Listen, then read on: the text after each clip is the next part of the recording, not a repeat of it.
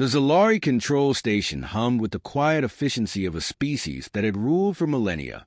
Overseer Malrek studied the incoming data stream, his tendrils twitching in irritation. A single vessel, Origin, human, was approaching Iva's prime. No response to hails. No deviations from its path. Just a slow, deliberate advance. Unacceptable, General Vorker growled, his rigid carapace rattling as he leaned over the console. Humans lack the technology to field anything that warrants concern. This must be a malfunctioning freighter. Scientist Jayla, the only one in the room who had extensively studied humanity, wasn't convinced. And yet, it travels with the precision of a warship. No life signs detected. No distress signals. She paused, her eyes narrowing at the ship's trajectory. They're not here by accident. The control room grew tense. Humanity had been a minor species, dismissed as insignificant, their influence barely extending beyond their own system. They fought among themselves, burned their own worlds, and yet this ship approached with the confidence of an empire. A junior officer hesitated before speaking. Should I request permission to fire? Vorker scoffed. We'll hail once more. Then, we remove it from our space. The transmission was sent. Silence. The ship continued unbothered, cutting through the void like a predator unfazed by insects in its path. Overseer Malrek turned toward Jayla. You studied them. What do they want? Jayla's voice was barely a whisper. Survival. And when they are threatened, they do not beg. They warn. Then, the first warning appeared on their scanners, an automated broadcast looping in perfect rhythm. Caution. Arriving human war vessel. The control room erupted into frantic discussion, calculations, and conflicting orders. It was a declaration, not a request. The Zalari military scrambled to intercept, dozens of ships maneuvering into position, a fleet designed to crush insurrections, dismantle rebellions, and police the lesser races now prepared for what should have been a simple deterrence. Then, the ship emerged. It was unlike any human vessel on record.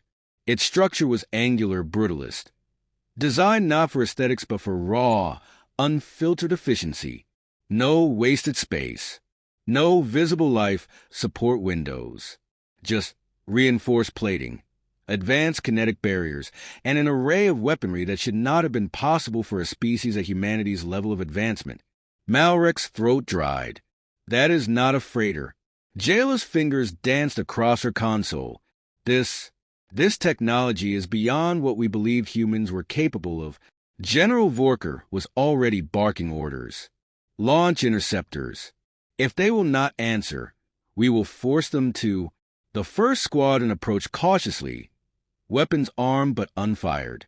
The warship did not react. No maneuvering thrusters, no combat stance.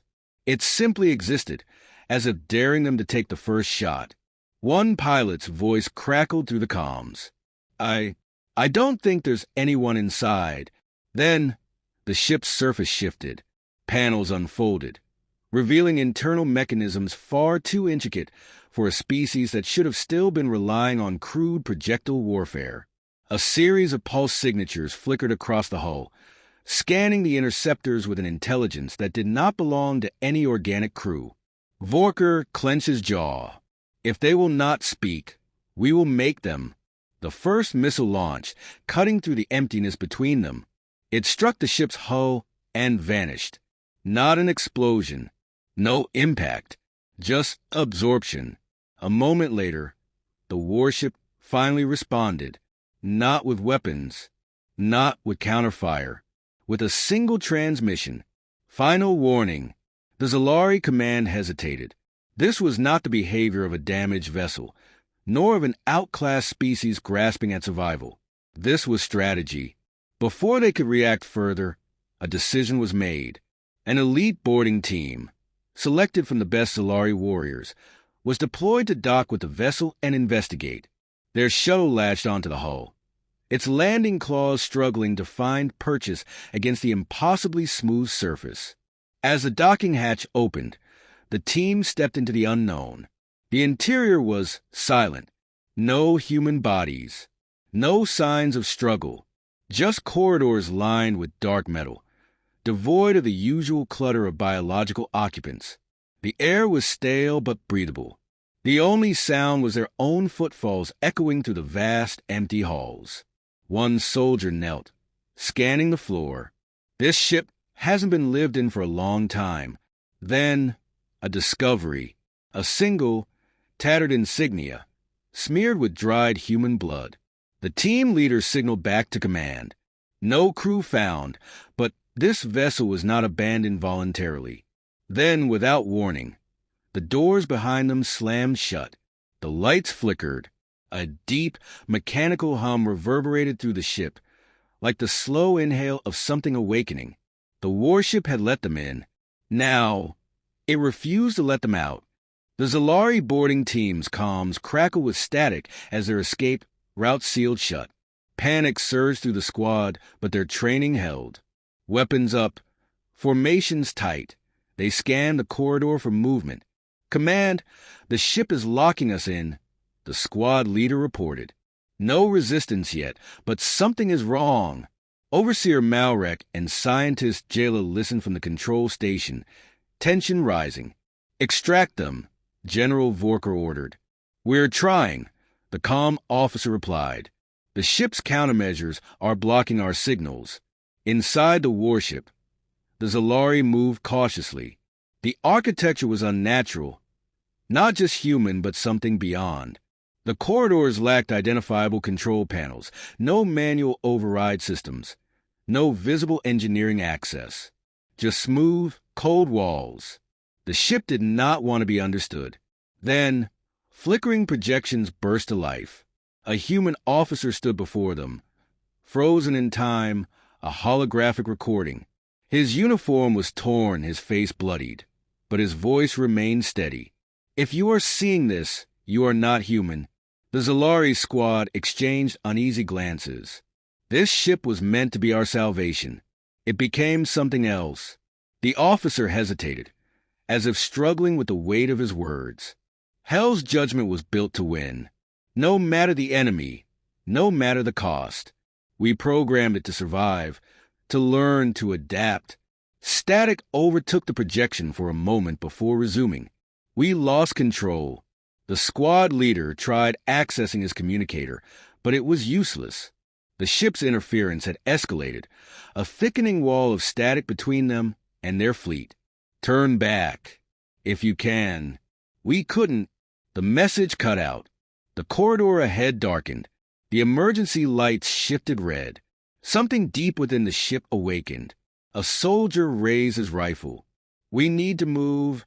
The walls responded. Black metallic tendrils slithered from the ceiling and floor, moving with unnatural precision. A soldier fired.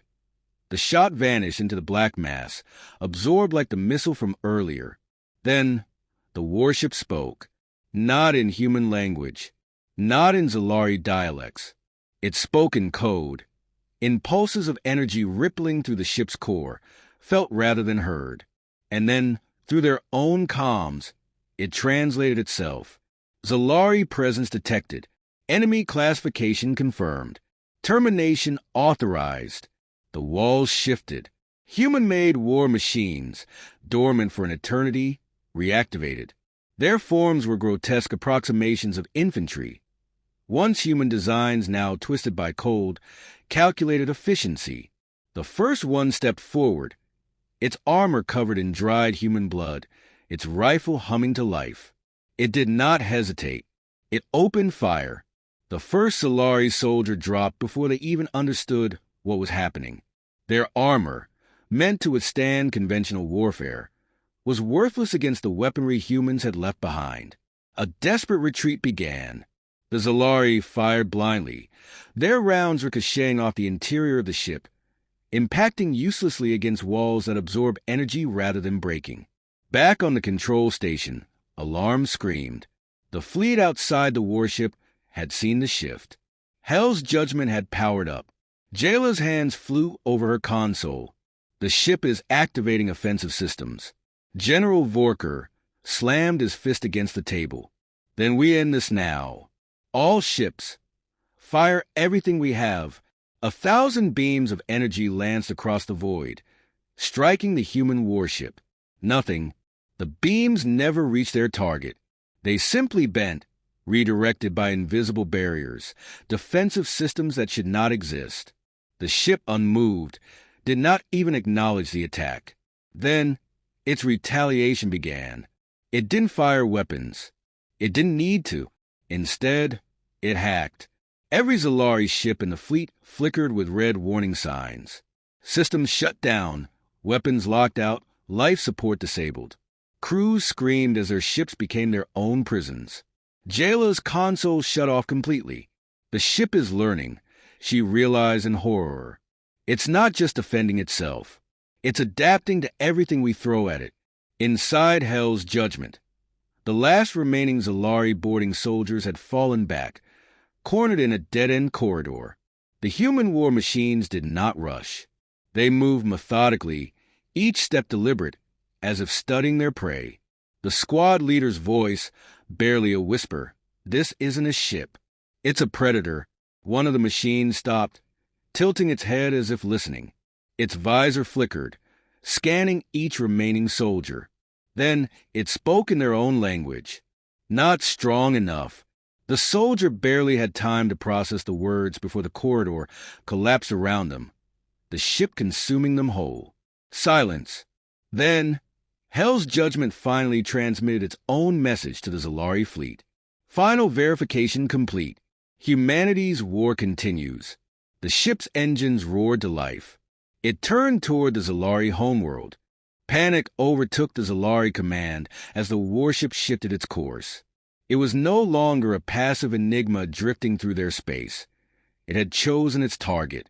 Ivas Prime, the beating heart of the Zalari Dominion. General Vorker's voice cut through the chaos. Redirect all remaining fleets. Every planetary defense system goes online. If this thing wants war, we will give it one. The command center erupted into a flurry of orders, calculations, and last-ditch countermeasures. The Zalari had faced planetary sieges before. They had crushed lesser civilizations with superior firepower, unbreakable fleet formations, and strategic precision honed over centuries. But this warship was not an enemy that followed the rules. Jayla's voice wavered as she analyzed the data. It's accelerating. At this speed, it should be tearing itself apart. Malrek loomed over the data readouts. And yet, it isn't. The ship should not exist. Not by the known laws of physics, not by the limitations of any species in the galaxy. It moved without inertia, its structure shifting in real time, adapting to resist the very concept of damage. A fleet of Zalari dreadnoughts engaged first, warships the size of cities, bristling with weapons, their combined firepower capable of turning moons to dust. They fired. Again, the same result. The beams, missiles, and kinetic rounds never reached their mark. They bent, dispersed, or simply ceased to exist upon contact. The warship, still silent, cut through the fleet like a cosmic blade. One dreadnought attempted a suicide maneuver, overloading its core in a desperate last stand. The explosion consumed it, a fiery inferno meant to swallow everything in range. As the fire cleared, Hell's Judgment remained. Unharmed, unstoppable. Vorker clenches fists. It refuses to fight like any known force. It refuses to even acknowledge our weapons. Jayla's eyes widened, because it wasn't designed to fight us. Malrek turned sharply. Explain. She typed furiously, pulling up old human war records. This ship was made for a war they never finished, against an enemy we don't even know. It doesn't recognize us as a threat. It sees us as an obstacle. Vorker's mandibles twitched. So it's ignoring us? Not anymore. The warship responded. It did not fire a single shot. Instead, it hijacked reality. Zalari ships began vanishing, one by one, without explosions, without distress signals, just gone. Sensors failed to explain the phenomenon, but it was no mere cloaking effect. It was as if the warship was rewriting existence, removing anything in its path. It was not fighting. It was erasing. The planetary defenses on Iva's Prime activated their last resort, the Planetary Disruptor Array, an experimental superweapon designed to tear apart enemy fleets at a molecular level. The charge built, the core pulsed, the shot fired, the warship stopped in midair, not with shields, not with technology. It simply refused to let it happen. The energy dissipated backward, reversing course, slamming into the very defense platforms that fired it.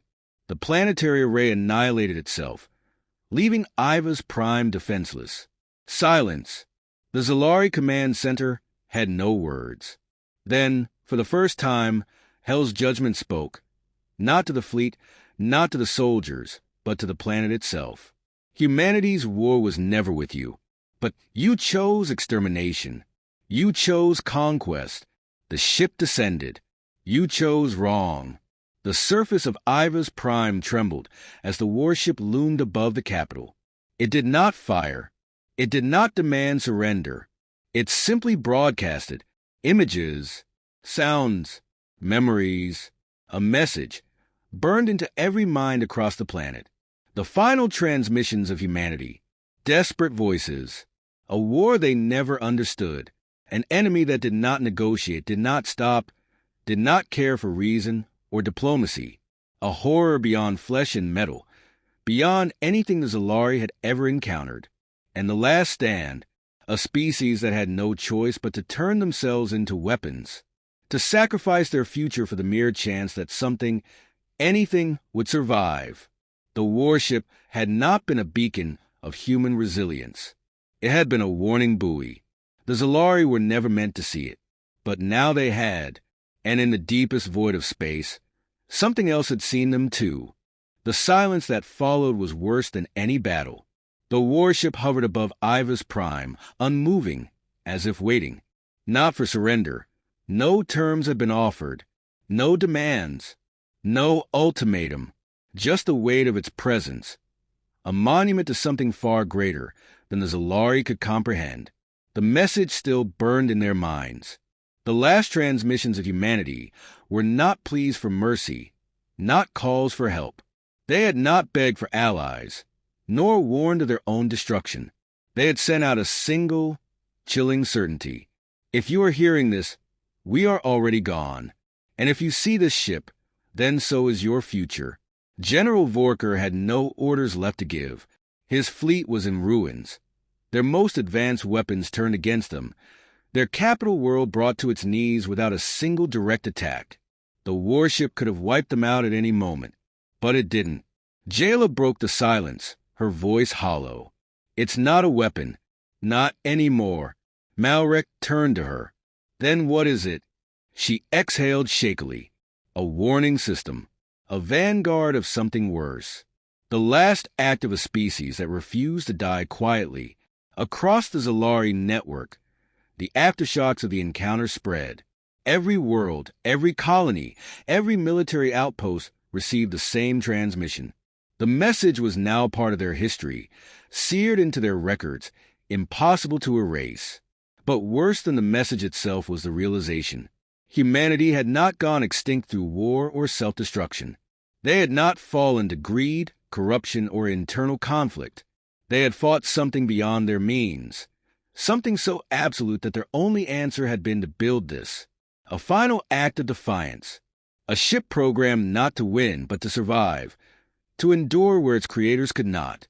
And now, after an eternity drifting through the void, it had awakened, not because the Zalari were its enemy, but because the true enemy had noticed them. Hell's judgment slowly ascended, its engines igniting with a quiet hum. It turned away from Iva's Prime, no longer interested in the remnants of the Zalari Armada. The warship had confirmed what it needed to. The galaxy was still alive. That meant they were coming. Jayla's breath hitched as a final pulse radiated from the ship, an echo into the abyss. A beacon. The enemy that had ended humanity had been waiting, watching, searching. Now it had a new target. And the war that should have ended long ago was about to begin again.